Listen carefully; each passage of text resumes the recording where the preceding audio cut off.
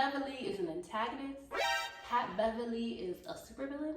The way he broke Booker's nose with no remorse, like, hey YouTube, welcome to my channel, it's Lish. And if you have been here before, you know that I am now uploading every Wednesday. The content you see, however, will vary. As you can see from the title of this video, today we're talking about the NBA playoffs, but in general, I'm a singer, I'm an actress, I am into cooking, I'm into doing reviews, clothing hauls. You're gonna see all that on my channel. So subscribe if you haven't already, and let's get into it.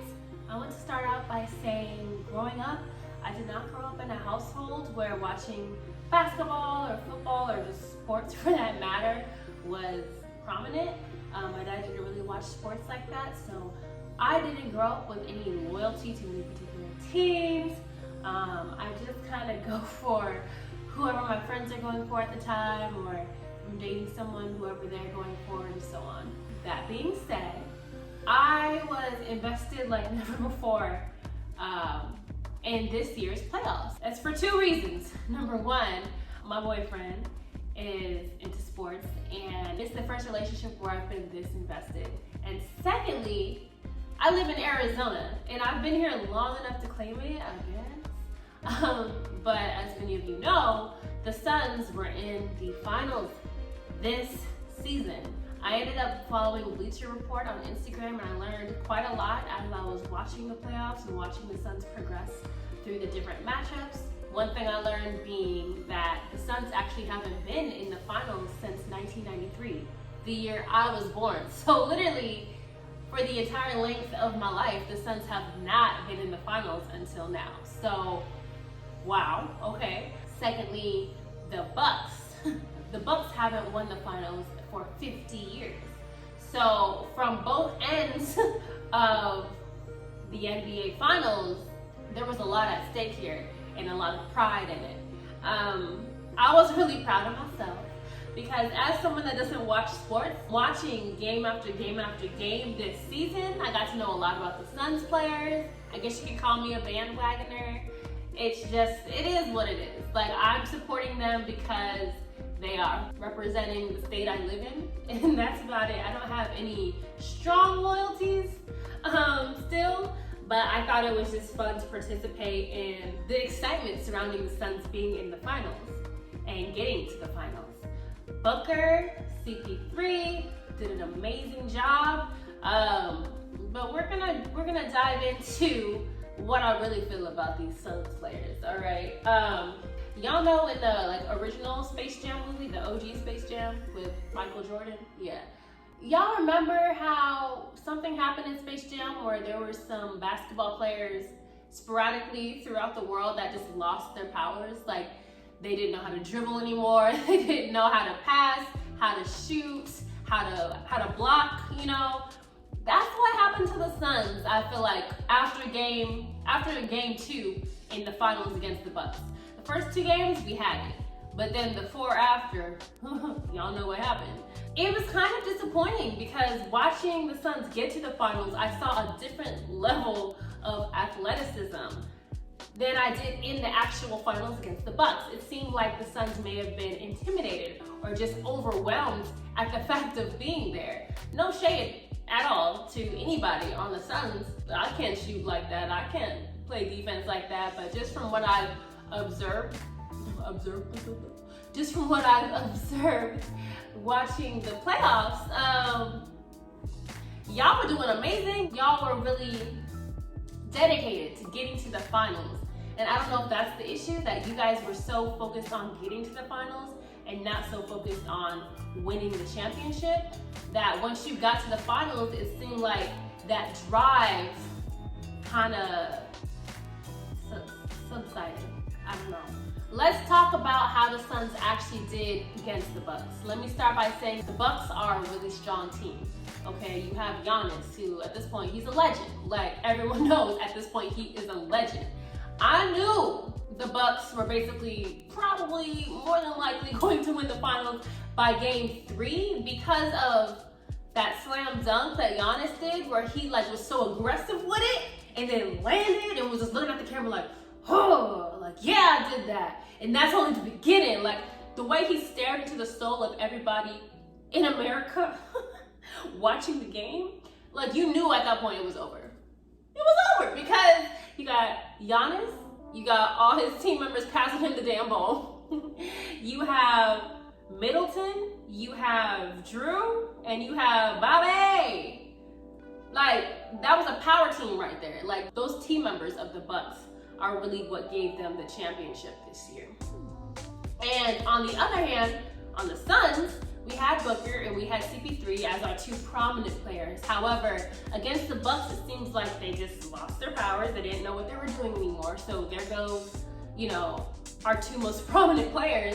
And then as far as backing those players up, we have Payne, we have Ayton, we have Crowder, we have Johnson, we have Bridges. They all played a part here and there, but it wasn't enough. You know, we didn't have the prominent players doing their thing in the finals like they were doing their thing before the finals, you know? Crowder kept trying to make three-pointers. I appreciate the effort, I appreciate the drive, but Crowder, every time he went up to shoot a three-pointer, like, I would just think, like, why, Crowder, why? Because you know you're not gonna make it. It just seemed like against the Bucks, whenever he tried to make a three-pointer, for the most part, most of the time he just missed it. And every time he missed, the Bucks had a chance to steal, and most of the time they did. So I got annoyed with Crowder trying to make those three-pointers. I got so annoyed with Ayton, who is the guy that's supposed to be blocking Giannis, right? But Giannis is a damn, like, savage. Like, he's a beast. So I guess I kind of get it. Like, I'd be intimidated too if I had to block this man. But it didn't seem like Ayton was really blocking Giannis. It seemed like he was going through the motions, like, you know, trying to get in his way. But Giannis would just ram at him and he would move out the way. Like, instead of getting hit by Giannis, you would move out the way so he can make a shot. Or even if Giannis is trying to pass the ball, your hands will be here, and all he got to do is go to the right, or go to the left, or just move his feet real quick. And the reflexes that Ayton had were not enough. Like, it seemed like Ayton was really just going through the motions of trying to block him, but he wasn't really doing a sufficient job at all. So I think that played a huge role. And Giannis being able to make so many free throws, so many just points in general. I mean, it's not all Ayton's fault, but just the fact that he's the best we had to block Giannis. Like, if you watch the games, you could see that, like, okay, we're probably not gonna win this. And if we did win it, if the Suns did win, I would still say the Bucks were the better team. Like, if we somehow miraculously came out with a win, sure, be woo, you know, Arizona pride, yeah. But at the end of the day, part of me still would have been like, you know what, but the Bucks deserved it. The way that Drew was playing, the way that Middleton was playing, the way that Giannis was playing. Let's talk about Giannis. Like, Giannis, how could you not like Giannis? Like, I wanted to hate him so bad just because he was such an influential player on the other team and the main cause of us losing. But, like, you could just tell how passionate he is. You could just tell, like, he played every game like it was his last. So he so deserved to be a part of the finals and be part of the winning team. He was the winning team for all I was concerned. Like, yes, Middleton helped and Drew and Bobby and them, but Giannis is the Bucks. Like, Giannis carried that damn team, period. If Giannis wasn't on the Bucks, we might have actually stood a chance. And that's not to say that I'm loyal to the Suns and I wish that happened. No, I think Giannis needed that win because he deserved it from the way he was playing. Like, he's the most passionate player I saw out there on the Bucks team. Talking about the Bucks though, for the most part, because I'm from Arizona, I was watching the games that involved the Suns. I wasn't really watching every game from start to finish with all the different teams around the US. I was just watching the Suns games, except for the last game that the Bucks had prior to entering the finals. The Bucks were against the Nets, I believe. And I was watching this game specifically because I wanted to see who the Suns would be playing against. Not that I have any prior knowledge of who would have been an easier team to beat, but I was watching the Nets versus the Bucks, and I remember thinking, like, okay, yeah, the Bucks got this. It's in the bag. And literally in the last 5 seconds of the game, for those that saw, you know what happened. I was mesmerized. Like the last 5 seconds of the game, the Nets were down by 3 points. KD. I don't follow basketball like that, so I didn't know how amazing this guy was at playing basketball. But KD, in the last 5 seconds, made the three-pointer that tied the game and sent it into overtime. And watching that go down, what I thought was impossible, you know, as a newbie to basketball, I was like, what? I mean, at the end of the day, the Bucks still ended up winning that game and moving on to the finals. But I was just like, wow, like some of these players are really talented. Not that I didn't think they were talented before, but like I said, I never really watched before. So it was like a whole new world, you know? A whole new world, a dazzling place I never knew. Yeah, I can see why guys are so invested in this. It's easy to get sucked into basketball, it really is. Like I enjoyed watching these games. It stressed me out a lot because once I realized that a game could completely turn around in a matter of 5 seconds, all bets were off. Like I didn't know what was gonna happen. I also want to bring up Pat Beverly. The Clippers versus the Suns. I want to talk about Pat Beverly. That man is a bully.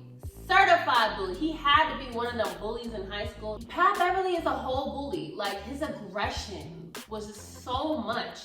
And it's not that aggression's a bad thing. Like it was kind of, you know, like, ooh, like he's strong, you know. But at the same time, it was too much. Like you broke this man's nose. Pat Beverly, if y'all don't know, he plays on the Clippers. He broke Booker's nose. Like Booker's nose was like, hang to the side, and I'm squeamish. I can't be seeing stuff like that. Pat Beverly is an antagonist.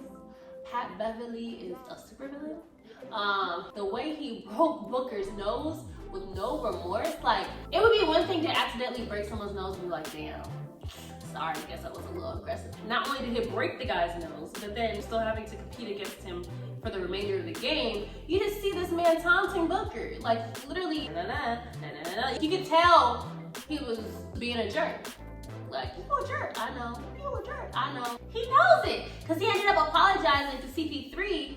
You saw CP3 walking by Pat Beverly. When CP3 was walking, he looked, he was just like, But that was enough to just like piss Pat Beverly off. Like that was the last straw for Pat Beverly. Pat Beverly had been talking stuff all game. He's been seeing his team lose. He done broke Booker's nose. He was taunting Booker. Booker wasn't giving him the time of day. Booker wasn't responding the way he probably wanted. You know, when someone's bullying you or taunting you and you just don't respond to them and they just feel stupid and they look stupid too. So at this point, Pat Beverly was at his wit's end. And then he made eye contact with CP3. That eye contact basically said, you lost, we won, you suck, and what? Bruh. And then he just turned around and just, boom, like pushed CP3 hella hard. I was like, is this legal? Like, I don't know the rules of basketball, but woo! I don't know if CP3 got a wife and kids. I don't know if Patrick Beverly does. All I know is if I was sitting on the sidelines and my man, I see him walk by the most aggressive player on the other team, and that player pushes my man. Oh, you gonna see me run out onto the field. Basketball, I know. You gonna see me run out onto the court though, because you're not about to push my man. All right, come on. What team's really gonna be interested in you when you have a whole temper tantrum, then you can't control it on the court, you know what I'm saying? So that's my take. When I started watching the playoffs, I was just real confused about the whole thing. Like the whole setup, like who goes against who, what does Suns and 4 mean? Like I didn't understand the terminology. I didn't understand the brackets. Like my boyfriend tried to explain the brackets to me. This is what he showed me. And as you can see, I mean, it kind of makes sense, but as somebody that never watched basketball, it made no sense to me. I was like, sure, I don't know what this is. But I eventually got the hang of it. I also, some nights after watching the game, I would be at my boyfriend's place just watching him play 2K. And you know, 2K is like a guy thing, it seems like for the most part. And 2K is really interesting too. Like I was invested in Junior, you know, watching Junior go from college ball to the NBA and get selected by different teams. It's really cool. I learned on 2K that you can play against other players online in like the neighborhood. I'm sorry, I'm new to all this. 2K seems amazing. I might just buy myself a PlayStation. Basketball's cool. All right, I see you basketball. I see you basketball. I see you. Anyway, that was my first legitimate experience following the playoffs and following a team in the playoffs. Being a Suns bandwagoner, sort of, kind of, not really, because I still don't claim them completely because I ain't loyal. I mean, I'm loyal. Don't get me wrong. I'm loyal in the general sense, but when it comes to a certain sports team, I'm not as invested because I didn't grow up being invested in any particular team. At the end of the day, I see players for who they are, and Giannis definitely deserved that win. I keep saying Giannis and not the Bucks because Giannis, okay? People wanted the Suns to win because CP3 is, I guess, getting old or something, and he's been in the NBA so long. And I get it, but CP3, he falls a lot. Some of the falling is unnecessary. I don't know if it's his shoes. I don't know if it's because he's a little shorter and maybe being pushed by some of the other taller players ends up resulting in him falling. But you kind of want to win because you're the better team, not because you fell enough times and got enough free throws or whatever, you know? So a lot of people wanted the Suns to win for CP3's sake, Chris Paul. I wanted the Suns to win for Monty's sake, for the coach's sake, because he seemed like a nice, humble guy. CP3, I will say this, CP3, amazing three-point shooter. You can always see when he's getting ready, he just kind of does a little back up and he gives and you know it's gonna go in. CP3 was great at shooting his three throws, his three-pointers, you know what I'm saying? Anyway, that's all I got. I just wanted to talk with y'all. I don't know if any of y'all watching can relate. Have you watched basketball growing up, or are you a newbie to this like me? If this playoff was your first playoff really being invested in basketball as well, let me know. Let me know I'm not alone in this. Let me know I'm not behind the rest of the world, okay? So yeah, those are my thoughts and my observations and my takeaways from the 2021 playoffs as a first-timer, newbie basketball fan, As of right now, the Bucks, from what I saw with Giannis, I'm not gonna say I'm a Bucks fan, but I definitely am a Giannis fan. Excited to see where his career takes him in basketball and all that jazz. And yeah, leave me some comments below. If y'all saw what I saw in the playoffs, let me know. Did Aiden block Giannis efficiently? Because I don't think he did. Did CP3 fall a lot? Because I think he did. Why did Crowder keep shooting three throws? 3-pointers when he knew he couldn't. Or maybe I'm just new to this. Maybe Crowder's really good at shooting three throws. Why do I keep saying that? Maybe he's really good at shooting 3-pointers, but just when it came to the Bucks, he was really nervous. I'll see you next time.